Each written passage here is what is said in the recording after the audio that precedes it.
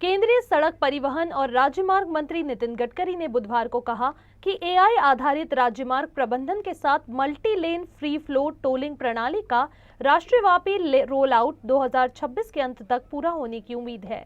इस कदम का उद्देश्य टोल प्लाजा पर प्रतीक्षा समय को खत्म करना है। राज्यसभा में एक प्रश्न का उत्तर देते हुए मंत्री ने कहा कि नई प्रणाली वाहनों को बिना रुके टोल नाके से गुजरने में सक्षम बनाएगी, जिससे यातायात प्रवाह और यात्रियों की सुविधा में उल्लेखनीय सुधार होगा। MLFF प्रणाली वाहनों को बिना किसी रुकावट के 80 किलोमीटर प्रति घंटे की गति से टोल प्लाजा पार करने की अनुमति देगी। गडकरी ने कहा कि सरकार का उद्देश्य टोल प्लाजा पर प्रतीक्षा समय को 0 मिनट तक लाना है। यह प्रणाली स्वचालित रूप से वाहनों की पहचान करने और टोल शुल्क एकत्र करने के लिए कृत्रिम बुद्धिमत्ता आधारित नंबर प्लेट पहचान, उपग्रह ट्रैफिकिंग और फास्टैग एकीकरण के संयोजन का उपयोग कर संचालित होगी। गडकरी ने सदन को आश्वासन दिया कि MLFF योजना 2026 तक राष्ट्रीय राजमार्गों पर पूरी तरह से लागू हो जाएगी। एक बार चालू होने के बाद टोल राजस्व रिसाव पर अंकुश लगाने, यातायात आंदोलन को सुचारू बनाने और समग्र यात्रा समय को कम करने की उम्मीद है। सब 3-3, 4-4 लाख करोड़ रुपए के काम हुए हैं। अब जब नए रोड बनेंगे तो टोल आएंगे। अब जहाँ बनेगा नहीं वहाँ कम टोल रहेंगे। और दूसरी बात, अभी टोल की जो पॉलिसी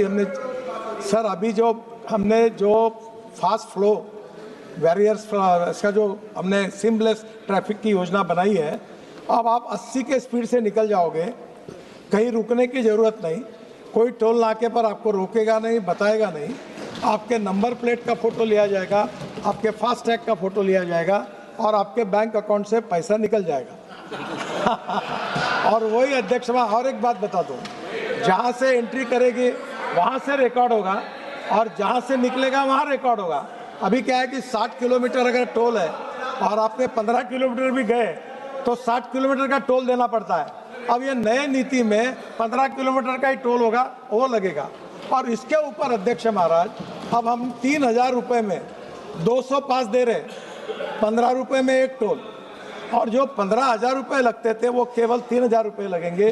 15 रुपये का एक टोल है, तो वो भी हमने राहत दे दी है। 40 लाख लोगों ने पासेस भी ले लिए। पूरक प्रश्नों का उत्तर देते हुए मंत्री ने कहा कि यात्रियों को अब टोल प्लाजा पर रुकने की आवश्यकता नहीं होगी, जिससे ईंधन बचाने और सरकारी राजस्व बढ़ाने में मदद मिलेगी। उन्होंने कहा कि MLFF में बदलाव से प्रक्रिया और सुव्यवस्थित होंगी, जिससे वाहनों को बिना रुके तेज गति से टोल नाके से गुजरने की अनुमति मिलेगी। मंत्री ने सदन को यह भी बताया कि डिजिटल टोलिंग सिस्टम को अपनाने से पहले ही टोल राजस्व में उल्लेखनीय वृद्धि हुई है। उन्होंने कहा कि MLFF प्रणाली राज्य मार्ग प्रबंधन में दक्षता और पारदर्शिता को और बढ़ाएगी।